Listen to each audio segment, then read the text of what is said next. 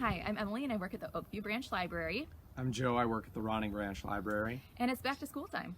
Yes, it is. So we are going to talk about required reading experiences that we had in school, and they weren't necessarily positive. No. Okay, but we are going to recommend better books. Better books. Yes. So should I start? Yes, please. Okay. So when I was a junior in high school, we read the book Paralandra by C.S. Lewis. And I never finished it, and I don't really remember what happened, so I had to look up an article. That's what you do. Yep. So I'm a librarian. So I went to Britannica.com, and Peter Shackle helped me out. He had a good article on what it was about. It is the second novel in a trilogy by C.S. Lewis. So maybe part of the problem was that I didn't know what was going on. You just got dropped in the middle. Yeah. Surprise. So it is an allegory. It's a science fiction book, and it represents the Adam and Eve story, the temptation of Eve specifically. So this guy goes to this planet. He's in a coffin-shaped box. It's terrifying. Isn't it? I don't think it's gonna turn out well for him. I wouldn't think so. So he gets there and he meets a woman, and she has a human form but green skin. So another guy shows up. He got to come to Venus or Paralandra. Same place. Yep. He got to go there in a spaceship. Wow, that's pretty lucky. I know, I'd rather go in a spaceship. So I don't know why he got to do that. Maybe if you read the book, you'll know. Yeah. So he meets her and the other guy. The other guy is like possessed, and his job is now to tempt her to go to the forbidden part of Paralandra. I don't know why. I think it has something to do with the religion. I don't know why he needs to tempt her, but he does. Why were you assigned to read it? It would have helped, I'm sure. So he tries 3 times, and she says no each time. And instead of giving up, he's like, oh, I'll keep asking her. It'll work out for me one of these times. So it didn't age well. That's problematic. Yeah. So I'm not going to tell you how it turns out. 1, because I didn't finish it, and 2, because maybe it's your cup of tea. Maybe you're a Paralandra person. So I don't want to spoil it for you, but we do have a copy in the system. You can put it on hold, and we'll get it to you when it's your turn.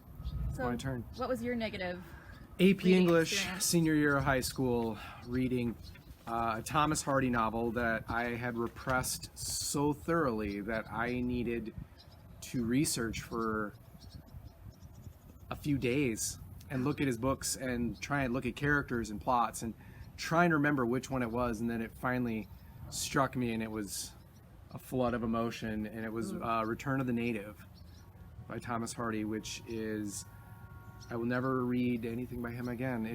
It's a bleak, very Jane Austen-y book, but even far more depressing than that. Well, Jane Austen isn't necessarily depressing. You should read her sometime. Yeah, there's heaths and moors, and it's the 19th century, and it's very English. Okay. And it's just everybody, it's about a love story, and everyone ends up with someone they're not meant to be with or think they're not meant to be with. Okay. And at the end, everyone's unhappy and or commits suicide. Yikes. And it's not just a love triangle. You've got like a quadrangle, maybe even a love pentagon going on. Okay. The Reddleman and Thomason, and I'm done. I don't want to think about it anymore. I'm Because sorry. even that right there is traumatic. This topic was my idea. Yeah. You can pick next time. Yeah, it's filled with very English notions of you just leave things unsaid and just let your unhappiness build until it consumes you. Oh. Yeah. Well, so what would you rather read instead? yes, The Martian. Happier Things. The Martian by Andy Weir. It is also a movie. I liked the movie. I thought the book was funnier. But it is about Mark Watney. He goes to Mars on a mission with other people with NASA, and their mission gets scrubbed because of a storm. So they're trying to leave, and the storm flares up even worse, and an antenna goes through his suit and knocks him down and really injures him. Yeah. So they check his suit. They do a count when they get to their ship, and they notice Mark is missing. So they check his suit for vital signs, and nothing is transmitting. So that means he's dead. Right. So the captain, the leader, she tries to get his body to bring back, but the storm is too bad and they have to go. So, but it turns out he's alive. And he has to, well, he's injured. He has to figure out food and water and shelter. So it's also a survival story. And NASA doesn't know that he's alive. So they do figure it out. And he has to figure out how to communicate with them to live on this planet with enough materials to sustain him for a month. And it's going to be years, probably. Yeah. So it's really good. Yeah. It's funny. It's survival. It's a good book. Definitely keeps you interested.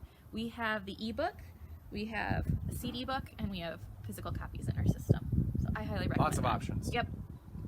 Read The Martian, not Fairlander. Mm-hmm. What would you recommend? So also in that class, though, I did read lots of good books. Okay. Great things. Ralph Ellison's Invisible Man was one. But to kind of keep up with our science fiction theme, the book I read was Dune by Frank Herbert. It wasn't really my genre at that point in time. I wasn't really reading science fiction. But that book was so impressive in that the concepts it covers, it was a really educational book.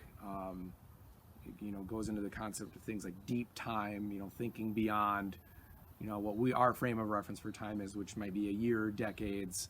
This is over thousands of years of civilization. You see a new religion born, and a couple books later, it's 5,000 years out, and it's like old and corrupt and falling apart.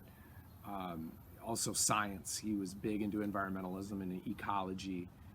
He's a really interesting guy. He had a lot of different careers, very eclectic background. Sounds like it. But his ideas of this desert planet with no surface water whatsoever, with 2 suns, how you would live. A lot of it's like scientifically influential. Like people have looked at that. And it's just influential on literature and science fiction in general. You think about the book came out in the 60s and it's a desert planet with 2 suns, and 10 years later there's a movie that has the same setting, Yeah. Yeah, it was a really good book. Star Wars, right? Yes. Do you think it was like an homage to it, or do you think he was just copying it? Oh, it was an homage. Yeah, Okay. Dune is a popular book. So, yeah, really fascinating read. 6 books that make up the series, and we have that, and Return of the Native, If You Wish to Punish Yourself, as a physical book. Well, I'm glad you liked Dune better. Yeah, I did. All right, you can pick the topic next time. Okay. Okay. I will. Bye. Bye.